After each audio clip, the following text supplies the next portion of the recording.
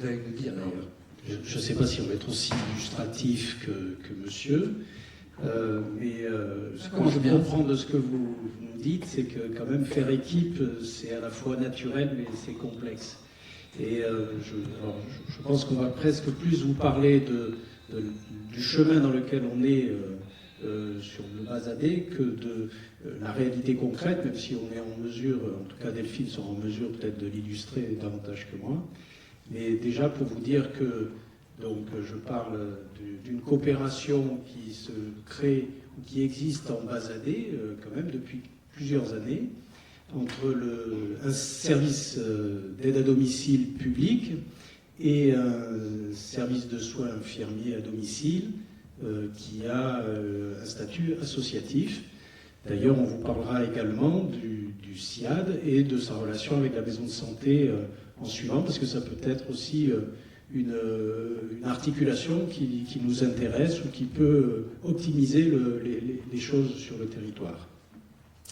Et effectivement, il nous semblait que dans le contexte actuel, il était aussi important, de ce que vous venez de dire, il me semble important en fait de formaliser la démarche, et donc pour lui donner davantage d'efficience, en tout cas au regard de tout ce qu'on vient de dire, la place de l'usager, entre l'usager et aussi toutes les spécificités des différents professionnels qui interviennent autour de cette prise en charge. Donc, et puis en même temps, finalement, on a souhaité, je crois, avec l'équipe d'Escale Santé aussi, mettre en valeur le fait qu'il y avait des intervenantes à domicile et qu'elles avaient effectivement un rôle important, d'où l'intérêt qu'à la fois on soit présent en tant que service d'aide à domicile aux côtés des soignants. Et donc, pour situer le territoire, il va de Grignols à Cap-Sûr en passant par Bazas, c'est pour vous donner l'idée un peu de ce territoire.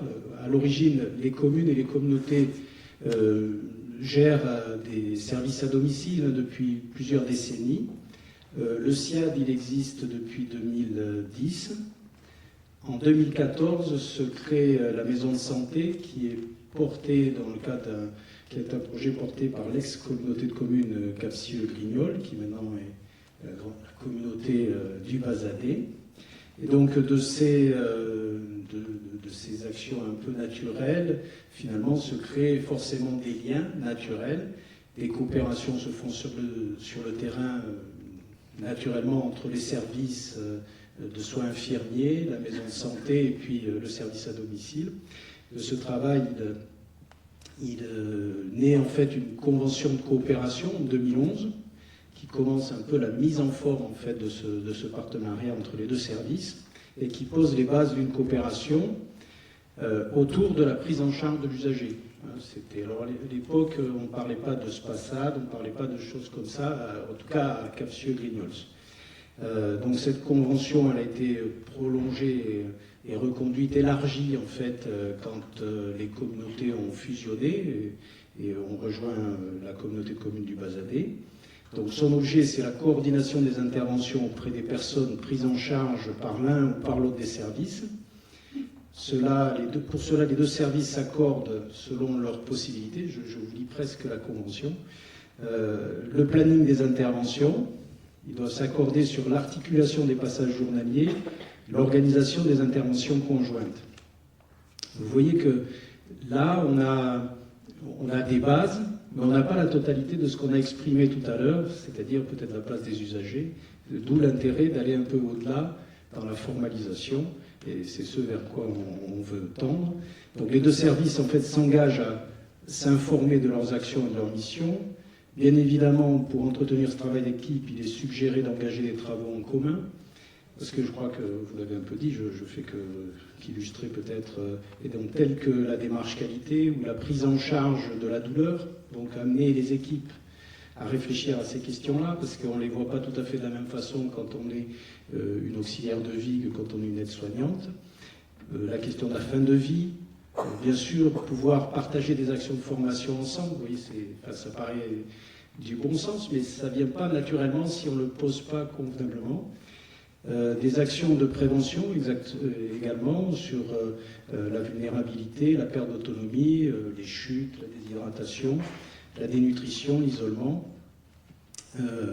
On a aussi travaillé, où on a mis dans la convention dernièrement, l'élaboration du projet personnalisé.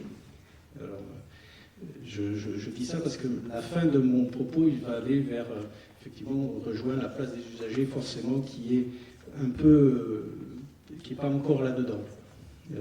Donc concrètement, il y a une rencontre trimestrielle, on va dire, des représentants des responsables pour voir si on atteint ou si on est bien dans les objectifs fixés.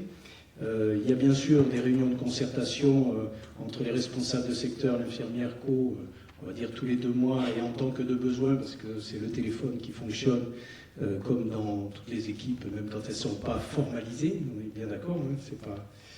Et puis on a commencé à mettre en place des rencontres avec l'ensemble des agents qui sont concernés, donc aides-soignantes et aide à domicile, là pour à la fois leur dire où on va, parce que il faut comprendre qu'on a 2 statuts différents, qu'on n'a pas choisi d'en faire qu'un, d'accord, c'est tant qu'à faire dans la complexité, autant qu'on y reste. Donc il faut aussi partager des cultures professionnelles différentes, faire en sorte que chacun se connaisse un peu mieux, puisqu'elles sont amenées à intervenir ensemble, comme souvent vous le faites auprès des usagers. Donc aujourd'hui, il était important, pour aller plus loin et de formaliser pour une culture partagée, on va dire. Donc on s'est appuyé sur le cahier des charges des SPASAD pour formaliser une démarche intégrée qu'en fait on vit, mais peut-être pas suffisamment, bon, pour mutualiser des outils, c'est-à-dire les classeurs de transmission. L'idée étant de ne pas faire, de pas rajouter un classeur, par exemple, hein, mais de faire que peut-être que le classeur du SAD se modifie un peu pour aller vers le classeur du SIAD, c'est-à-dire qu'on rajoute les feuilles, hein, d'accord, on ne rajoute pas, c'était un peu dans l'idée de ne pas complexifier, un peu compliquer les choses. Simplifier peut-être les procédures et les documents pour les usagers. Vous savez qu'on a des cadres réglementaires qui sont imposés, mais par exemple, le règlement de fonctionnement du SAD, on imagine qu'il peut avoir des avenants, hein, au lieu de remettre des nouveaux documents aussi, pour que l'usager ne va pas très bien comprendre pourquoi il a un document du SIAD, un document du SAD, et en plus on va lui en rajouter un autre qui serait un Canada Dry de SPASAD, quoi. Donc voilà, et donc l'idée c'est de ne pas créer une nouvelle structure sur le territoire, mais bien d'avoir un fonctionnement intégré entre nos deux organisations. Alors peut-être que... On va le faire à 2 voix, puis après vous reviendrez. C'est vrai tout ce qu'il dit, Madame Mantoulan ou... De toute façon, je vais revenir dessus. Si la première diapo, je ne sais pas. Ça marche pas ? Ah, voilà. Alors, pour avoir quelques éléments concrets de la collaboration entre nos 2 services, donc en 2017, le SIAD a pris en soin 49 personnes, dont 32 en commun avec le service d'aide à domicile. Il s'agit la plupart du temps d'interventions complémentaires. Donc l'aide-soignante réalise un soin et l'aide à domicile prend le relais au niveau de l'accompagnement au petit déjeuner par exemple. Mais pour 4 personnes qui étaient très dépendantes, elles ont bénéficié d'interventions en binôme, c'est-à-dire que sont intervenues conjointement une aide-soignante avec une auxiliaire de vie. Donc ça sécurise aussi les mobilisations, les transferts. Et donc pour organiser ces interventions, l'infirmière coordinatrice et la responsable de secteur se contactent très régulièrement par téléphone ou elles se rencontrent à domicile. Voilà. Donc, pour reprendre ce qu'a dit M. Gonzalez, donc, pour accompagner au mieux les personnes âgées dans certaines situations particulières, l'infirmière coordinatrice organise une réunion de coordination chaque trimestre avec les partenaires concernés. Donc ça peut être bien sûr les services d'aide à domicile, le CLIC, la Maya, Escale, équipe ESA de la Réole, l'évaluatrice APA. Les libéraux sont bien sûr invités, médecins, infirmiers, et qu'il ne s'agit pas de faire une réunion sur un problème éthique ou une réunion de cas complexe. L'objectif, c'est de donner, d'apporter des solutions rapidement à un problème donné en faisant appel aux compétences qui ne sont pas présentes en première ligne. Et c'est souvent vers le social qu'on se tourne. Donc je tiens à insister là-dessus pour Madame Poupard particulièrement. Donc l'objectif, c'est d'échanger sur ces situations et de proposer des actions en tenant compte des besoins et des attentes de la personne accompagnée. Monsieur Gonzalez et moi-même avons organisé donc une réunion d'information l'été dernier. Donc les agents des 2 services ont participé et l'objectif, c'était de présenter le fonctionnement et les missions de chaque service, démontrer notre culture professionnelle commune et les bénéfices de notre collaboration pour l'usager, notamment par le projet de mise en œuvre d'une organisation intégrée. On a commencé un petit peu à en discuter avec les agents. Et donc pour terminer sur cette dimension-là, c'est vrai que il manque quelques pièces pour que ça fonctionne de façon beaucoup plus dynamique. Et l'idée, c'est quand même que ce soit, là on a parlé d'équipes pluriprofessionnelles, il y a des cadres nouveaux dans lesquels on sent bien qu'il faut qu'on donne une ouverture en fait. L'idée, c'est qu'on n'ait pas un système fermé, mais bien qu'on ait une organisation qui soit plutôt ouverte. On a un service public, une association, pourquoi pas, il peut y avoir aussi des infirmiers du territoire, de la maison de santé ou pas, mais ce qui nous intéresse, c'est qu'effectivement, on ait mis un cadre qui va permettre effectivement l'ensemble des... voilà, que ça puisse fonctionner. L'idée, donc, c'est de prendre le cahier des charges du SPASAD, que les uns et les autres vous connaissez. Donc on est en train de mettre en place un copil qui va un peu piloter l'ensemble de ce dispositif. Et puis donc de préciser l'axe 1, il y a 5 axes, un sur l'organisation, bien évidemment, l'infirmier éco, les responsables de secteur sont chez moi, l'infirmier éco il est chez elle, voilà. Bon, il faut quand même qu'on imagine un fonctionnement un peu atypique.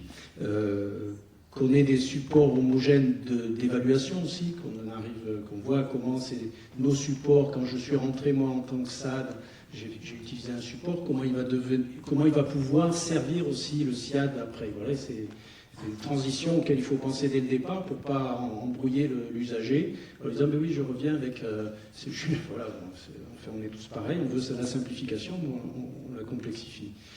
Et un dossier unique aussi, donc on imagine un dossier unique qui soit en fait quelque chose qui soit une espèce d'ampliation des dossiers, des éléments réglementaires de chacune des structures, mais sans rajouter des documents différents. Voilà, c'est ça. Et puis, donc bien sûr, l'axe 2, c'est la participation des usagers, sur lequel il me paraît être un élément, en fait, que le projet, le cahier des charges SPASAD nous oblige à mener. La prévention aussi, donc, qui est un champ sur lequel on a vu tout à l'heure que c'était un des champs sur lesquels il était important, de serait-ce pour repérer les fragilités et puis pour mener des actions avec des acteurs existants sur les territoires, les ETP ou autres qui agissent. On va peut-être pas pouvoir dérouler les 5 axes parce qu'il faut qu'on... Si, partage d'informations. Allez-y, partage d'informations parce que c'est le 4e axe et que ça va nous amener à avoir sûrement un système informatique partagé pour au moins les plannings, pour qu'on puisse effectivement assez rapidement interagir ensemble. Voilà, j'ai dit. Je termine.